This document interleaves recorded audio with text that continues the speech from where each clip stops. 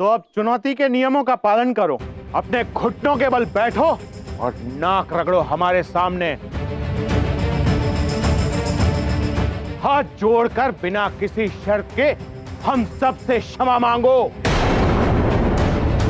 कहो कि मुझसे बड़ी भूल हुई है, मैंने अपनी सीमाओं को लांघने का प्रयास किया है। कहो कि नारी कभी पुरुष के समान नहीं हो सकती है, पुरुष का स्थान नारी से सदा ऊंचा था और नारी का स्थान सदा उसके चरणों में रहेगा, पुरुष के अधीन। ये शब्द तुम्हें शूल की भांति चुभ रहे होंगे ना, पर करना तो होगा ही। उसके बाद हम विचार करेंगे कि तुम्हारी वस्तु खरीदें या नहीं।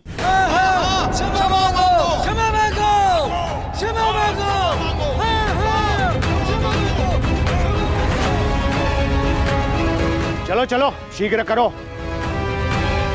हमारे पास व्यर्थ करने के लिए इतना समय नहीं है, हमें व्यापार करना है। चुको अब।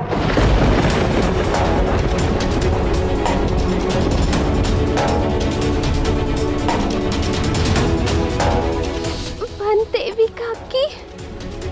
श्रीपर्णा, चिंता मत कर, आपकी काकी आ गई है ना, कुछ नहीं होगा आपको।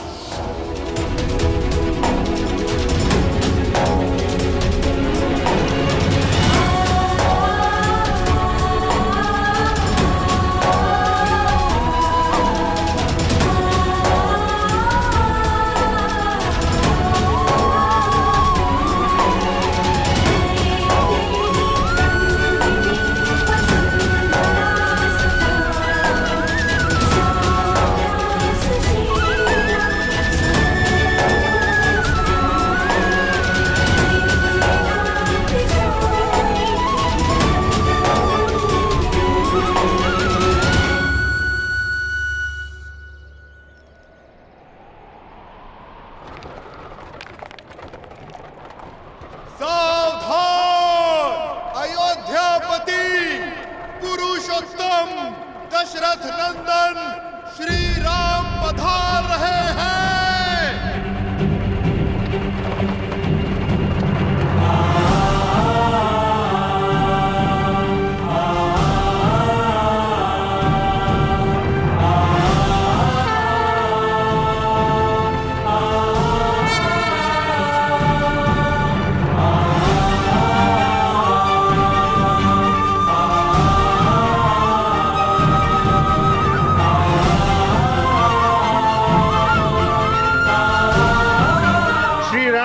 जय हो।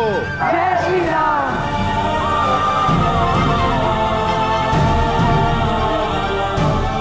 जय श्री राम।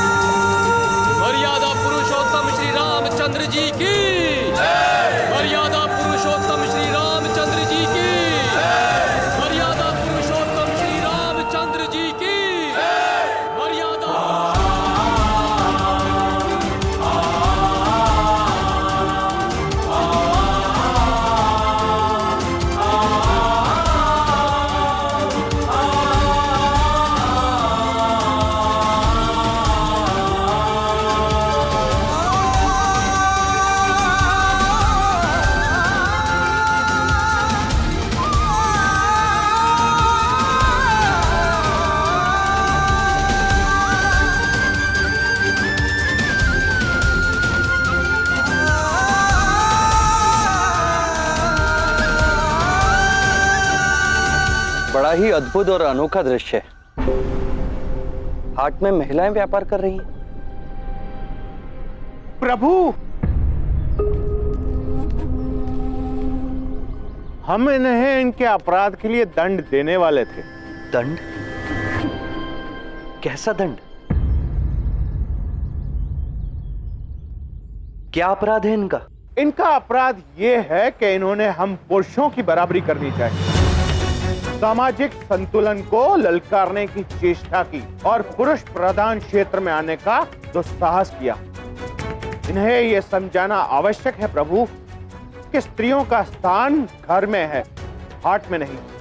हमसे द्वंद्व करने चली थी और अब रोगी संतान का बहाना बनाकर हमसे भिक्षा मांग रही है कि हम उनकी ये वस्तुएं खरीद लें। हम तुम्हारी कोई वस्तु नहीं खरीदेंगे, 10 मुद्राओं में भी नहीं।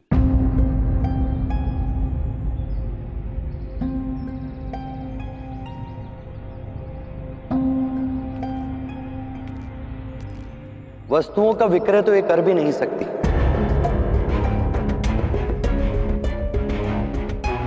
क्योंकि इनको व्यापार करने से पूर्व राज्य से व्यापार करने की अनुमति लेनी होती है और कर भी देना होता है। देवी, आपको व्यापार करने से पूर्व कर देना होगा।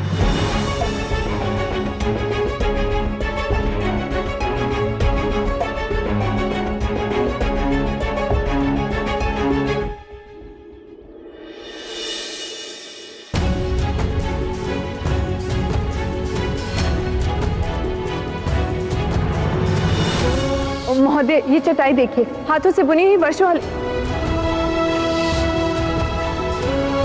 इस समय आप दोनों यहाँ से जाओ, मैं आकर आपको सब समझाती हूँ। हर प्रश्न का उत्तर अब बाद में देने को क्यों कहती हो माँ? मैंने कहा ना घर जाओ। लवकुश, मुझे ज्ञात था सबसे पहले भिक्षा लेकर आप लोग ही आओगे। लाओ, जो कुछ भी अर्जित किया है मैं तुरंत उसे भिक्षा पात्र में डाल देता हूँ।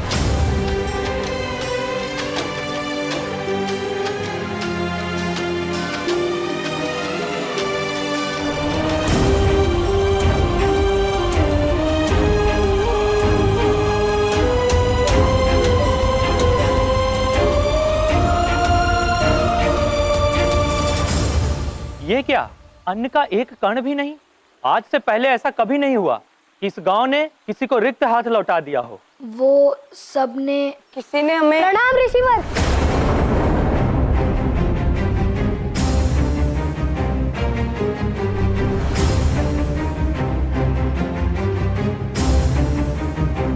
हम भिक्षा ले आए हैं। अन्न की मात्रा थोड़ी अधिक है, इसलिए आपको भारी प्रतीत होगा। इसे हम ही भिक्षा कोष में अर्पण कर देते हैं।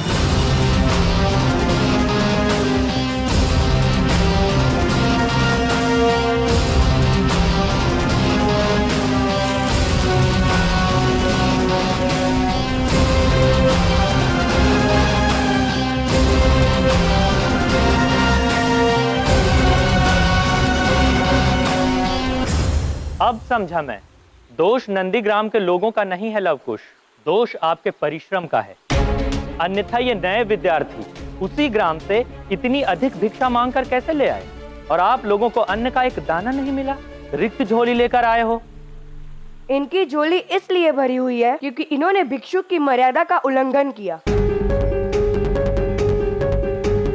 भिक्षुक जब भिक्षा के लिए जाता है तो ना ही उसका कोई नाम होता है और ना ही वंश। इन्होंने ये नियम तोड़कर अपने श्री राम के वंशज होने का सत्य प्रकट किया। भिक्षा इन्हें नहीं, श्री राम के नाम पर मिली है। झूठ क्यों बोल रहे हो कुश? हमने तो श्री राम का नाम तक नहीं लिया। हाँ, भला हम अपने ज्येष्ठ पिताश्री का नाम क्यों उपयोग करेंगे? झूठा आरोप है ये। मैं लवकुश और वन देवी को भली भांति जानता हूँ, झूठ बोलना उनके संस्कारों में ही नहीं है। क्षमा करें ऋषिवर, ना ही आप इन्हें जानते हैं और ना ही वन देवी को। और सत्य तो ये है कि वन देवी के कारण ही इनमें झूठ बोलने की प्रवृत्ति हुई है। पूछिए इनसे, इन्होंने तो स्वयं अपनी माँ को आज एक झूठा जीवन जीते हुए देखा है। पूछिए इनसे आप। देखो पुष्कर, इसमें कोई संदेह नहीं है कि आज का आपका भिक्षाटन सफल रहा, किंतु लवकुश को नीचा दिखाने के लिए वन देवी या उनके चरित्र पर लांछन लगाकर तुम अपनी सीमा पार कर रहे हो। वन देवी हमारे लिए भी पूजनीय थी। लोगों का उनके प्रति आदर देखकर हमने भी उनके अनुरूप चलना स्वीकार किया। किंतु आज जो हमने देखा, कदाचित उसके पश्चात हमें उनके विषय में एक बार फिर से सोचना होगा। ऐसा भी क्या देख लिया तुमने? क्या कर रही थी वन देवी? बताओ लवकुश, तुमने भी तो देखा था। तुमने ही तो बात की थी अपनी माँ से। रहने दो तक्ष, अपना झूठ कौन स्वीकार करता है? इनसे ना होगा। हम बताते हैं ऋषिवर, हम छाओं ने देखा कि वन देवी अन्य स्त्रियों के समूह के साथ नंदीग्राम की हाट में पुरुषों से चुनौती ले रही थी।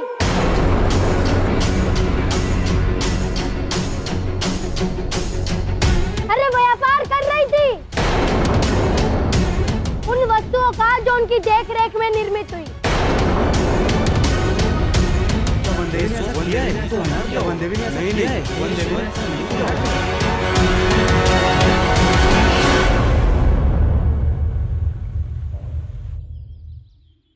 क्षमा राजन, मुद्राएं नहीं है हमारे पास कर देने के लिए, इसीलिए अपने हाथों से बनाई गई ये सारी वस्तुएं हम आपको समर्पित करते हैं।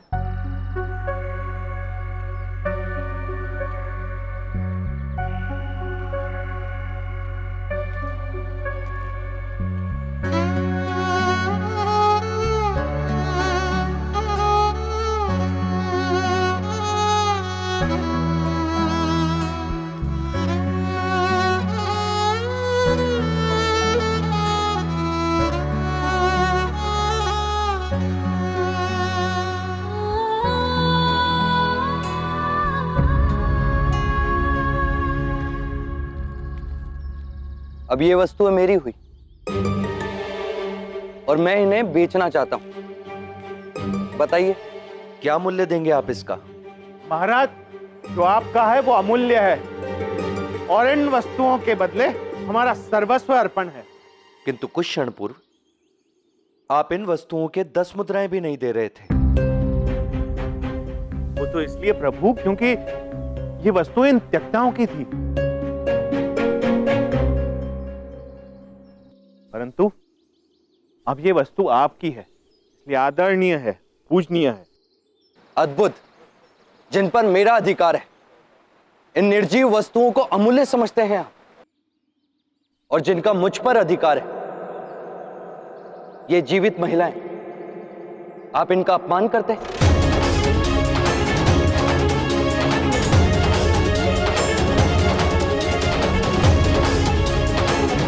भले ही इन्हें इनके परिवार ने त्यागा हो, किंतु इनके राजा राम ने इन्हें नहीं त्यागा। ये मेरी प्रजा है, मेरी संतान है, मेरा अंश है। इन्हें लज्जित करते हुए बिल्कुल भी लज्जा नहीं आई आपको? पहले आपने इनका बहिष्कार किया और आज आप इनसे इनका जीवन जीने का अधिकार छीनना चाहते हैं। जो स्वाभिमान के साथ खड़ा होना चाहती उन्हें कुचलना चाहते हैं आप। एक मां जो अपनी संतान के लिए आपसे दया की अपेक्षा रखती है, उसका उपहास उड़ाते हैं आप। नारी जो संसार में हमको जन्म देती है, संसार को देखने का एक नया दृष्टिकोण देती है। कितना सरल है ना हम पुरुषों के लिए कि उसी मां को उसी के घर संसार से हम बहिष्कृत कर देते हैं। जो स्त्री हमारे भरोसे पर मायका छोड़ के हमारे साथ आती है, कितना सरल है हम पुरुषों के लिए कि हम उन्हीं पर संदेह करते हैं।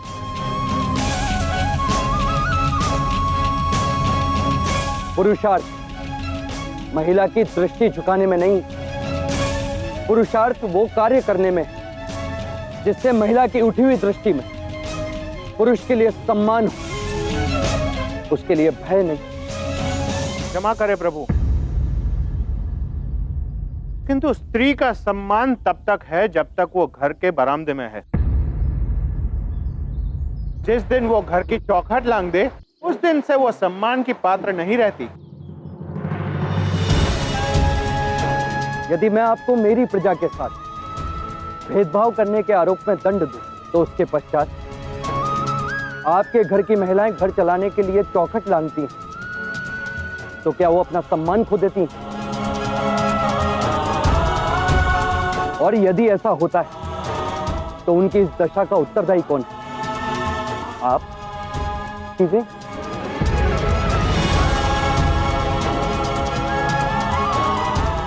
यत्र नार्यस्तु पूज्यन्ते रमन्ते तत्र देवता। जो पूजनीय है वो घर के भीतर भी पूजनीय है और इस हाट में भी। आप सब दंड के पात्र हैं और आप सबका दंड निश्चित करेंगी ये महिलाएं।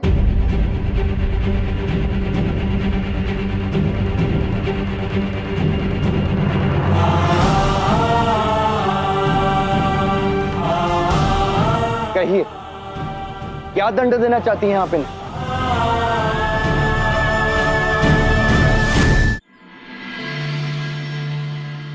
महाराज, इनको दंड देने से हमारा कोई भला नहीं होगा, किंतु इनके परिवार अवश्य बिखर जाएंगे। क्षमा कर दीजिए इन्हें महाराज। धन्य हैं आप देवी। देखिए ना, ये है नारी जो परिवार के विषय में सोचती है, चाहे फिर वो इनका परिवार हो या फिर आपका। यदि मैं आपको दंड दूंगा तो उसे भोगेंगी आपके घर की महिलाएं। और ये राम किसी निरपराध को दंड नहीं देना चाहता। अब आप सब अपना दंड स्वयं निश्चित करेंगे। राम सिया राम, अपने हृदय से पूछिए, उत्तर मिल जाएगा।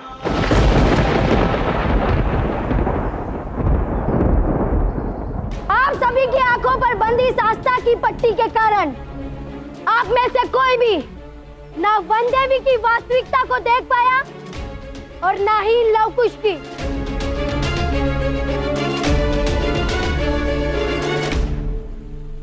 ये माँ पुत्र वर्षों से झूठ बोल रहे हैं आप लोगों से, सब छिपाया गया आप लोगों से। इनके जन्म और इनके पिता का सत्य, इनकी माँ वन देवी और उनके कर्मों का सत्य।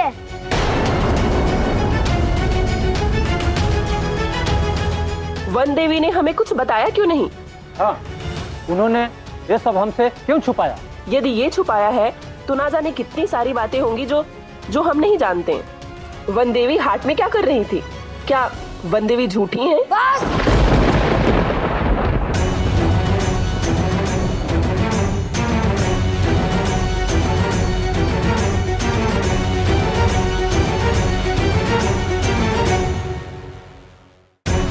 झूठी नहीं है हमारी माँ,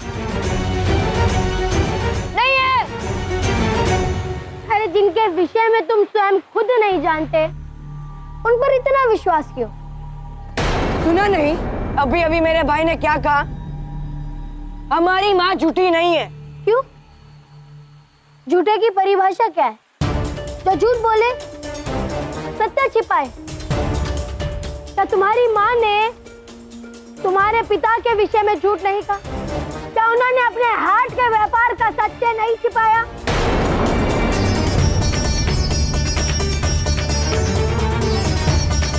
क्या उन्होंने श्री राम और देवी सीता के संदर्भ में झूठ नहीं कहा? नहीं, उन्होंने झूठ नहीं कहा। श्री राम और देवी सीता के संबंध पर प्रश्न उठाने वाले तुम लोग थे, हमारी माँ नहीं। उनके लिए श्री राम पूजनीय है और देवी सीता के चरित्र पर भी कोई प्रश्न नहीं उठा सकता। मुझे दुख है, किंतु लोग ऐसा नहीं सोचते।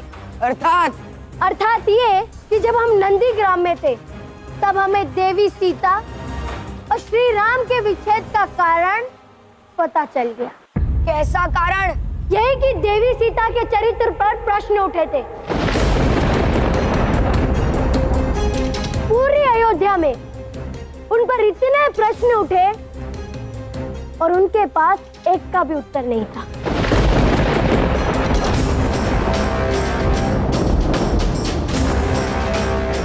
कदाचित उनके चरित्र में श्री राम को भी दोष दिखा होगा।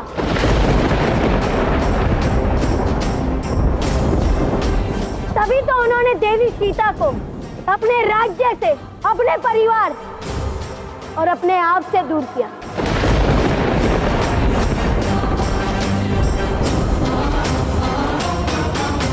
चलो, हमें तो देवी सीता के परित्याग का कारण पता चल गया।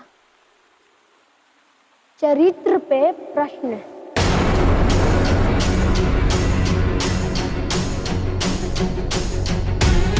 तुम्हारे पिता का तुम्हारी माता का परित्याग करने का क्या कारण रहा होगा?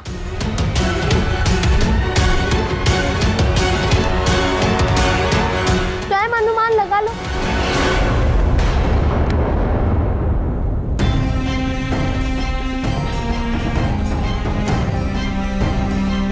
क्रोध मत करो। तुम्ही ने तो कहा था ना, संभवतः है देवी सीता और श्री राम और तुम्हारे माता पिता के अलग होने का कारण एक ही है।